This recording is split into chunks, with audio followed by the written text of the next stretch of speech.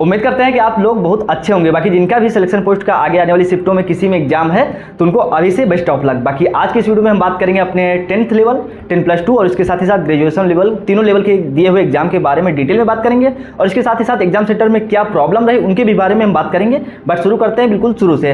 अब जैसे कि हमारे घर से एग्जाम सेंटर की डिस्टेंस थी वो लगभग 90 से 95 किलोमीटर थी, तो इसलिए हम लोग सुबह ही अपना बाइक से निकल लेते हैं और वहाँ एग्जाम सेंटर के अंदर पहुँचने में मेन प्रॉब्लम वहाँ से शुरू हुई। देखो जो एंट्रेंस टाइम था वो लगभग 7 से लेकर के 9 था, तो मेन गेट से वो लोग तो एंट्री करा लिए, बट वहाँ जो लैब के बीच में डिस्टेंस, मतलब जो लैब के अंदर हम लोगों को एंट्री करनी थी तो वहाँ पर वो लोग धूप में ही बाहर खड़ा कर दिए। और क्योंकि सर्वर था नहीं तो इस चक्कर में वो बोले कि सर्वर आने दो, बट यार कम से कम मतलब सब लोग वहाँ बोल रहे थे कि कम से कम अंदर बैठा तो दो, क्योंकि धूप इतनी ज़्यादा हो रखी थी और गर्मी का हाल तो पता ही होगा कि मतलब पिछले 2-3 दिन से कितनी गर्मी पड़ रही है। तो बट वो लोग नहीं सुने और उसके बाद एट द एंड मतलब कल शायद 3-4 जगह के सेंटर कैंसिल हुए हैं, तो पॉसिबिलिटी ये भी थी कि यहाँ का भी सेंटर कैंसिल हो सकता था, बट एट द एंड चीज़ें सभी सही हुई तो हम लोगों को बाद में एग्जाम देने को मिला। और जो बात करें हम 10th लेवल के एग्जाम की, तो मतलब यार एग्जाम का लेवल एकदम ही घटिया था। कम से कम यार हालांकि 10th लेवल का एग्जाम है, लेकिन कम से कम उस लेवल का भी तो रखो कि वो 6ठी-7वीं जो स्टैंडर्ड का लड़का है उसके लिए भी वो पेपर आसान बने। क्योंकि जो रीजनिंग का लेवल था, मतलब रीजनिंग का यार क्या ही कहना, मतलब एकदम घटिया लेवल। पूछने को इतने सारे चैप्टर थे, वहाँ से तुम क्वेश्चन पूछ सकते थे, बट वही है कि ये लोग मतलब उस चैप्टर के पीछे हाथ धो के पड़े हुए थे। मतलब जो ये कौन सा कह सकते हैं तार्किक क्वेश्चन जो होते हैं, मतलब ये स्टेट लेवल पे पूछे जाते हैं, तो मतलब उसके पीछे वो हाथ धो के पड़े। मतलब और ये मिरर इमेज ये समझ लो जो प्रीवियस ईयर बेस है तो वो कुछ भी देखने को नहीं मिला है। वहीं उसके साथ ही साथ हम मैथ की बात करें तो मैथ का लेवल भी यार एकदम घटिया। मतलब ये समझ लो कि जो अटेम्प्ट रेट रहा इस एग्जाम में, मतलब 10th लेवल का, वो लगभग 90 से 95 का अटेम्प्ट रेट सबका रहा। बट यहाँ पर जो मैटर करता है वो एक्यूरेसी मैटर करता है कि किसने कितनी एक्यूरेसी के साथ क्वेश्चन सही किए हैं। तो वो चीज़ें तो अब आंसर की आने के बाद ही एग्जैक्ट पता चलेंगी कि किसका कितना स्कोर हो रहा है। बट अटेम्प्ट रेट यहाँ पर काफ़ी अच्छा रहा, मतलब 90 से 95, क्योंकि लेवल ही इतना घटिया था।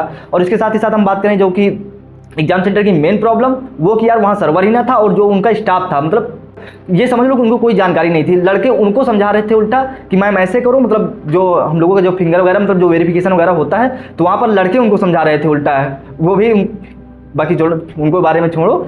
और जो वहाँ एग्जाम सेंटर में था पंखे तो लगे थे बट कोई काम नहीं कर रहा था। मतलब उनमें से काफ़ी सारे पंखे ऐसे थे जो चल नहीं रहे थे और एसी सिर्फ शो ऑफ के लिए थी, जो कि चल भी रही थी नहीं चल रही थी वो पता नहीं, बट गर्मी के मारे हालत ख़राब हो रखी थी। और जो मतलब 3 रो के लिए सिर्फ एक पंखा था। और जो लास्ट में मतलब जब 10th लेवल का एग्जाम दिए तो उस टाइम पे तो पंखे के नीचे बैठे, कोई दिक्कत नहीं थी। और उसके बाद जब आगे 10+2 और ग्रेजुएशन लेवल के एग्जाम दिए तो वहाँ पर पंखा था ही नहीं और पसीने से हालत पूरी ख़राब हो रखी थी। और बात करें हम जैसे ये 10+2 लेवल के एग्जाम की, तो वहाँ पर लेवल मतलब 10th वाले से थोड़ा बेटर था, बट वो भी अपने आप में काफ़ी बेकार ही लेवल था। वहाँ पर रीजनिंग में भी सेम वही प्रॉब्लम, एकदम बेकार लेवल।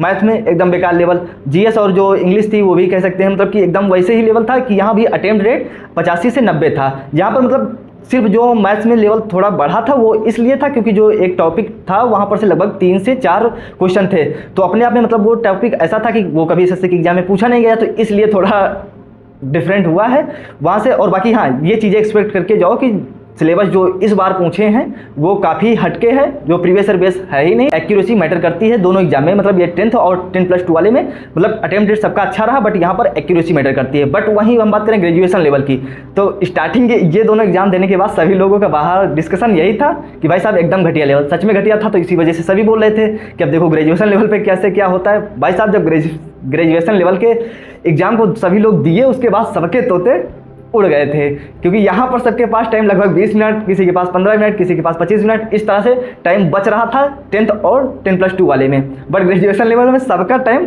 कम पड़ गया। और खुद की बात करें तो मेरा खुद का ही एग्जाम खराब है इसमें, और मुझे ये भी तक भी नहीं पता कि मतलब मैंने कितने क्वेश्चन अटेम्प्ट किए थे, बट शायद कहीं 70 के कम अप्रॉक्स थे, 70 से 75 के बीच में कि जो अटेम्प्ट रेट रहा इसमें। बट मैक्सिमम लोगों का जब बाहर निकल के पता चला कि सबका ही लगभग 70 तक पहुंचने में ही हालत सबकी ख़राब हो रखी थी।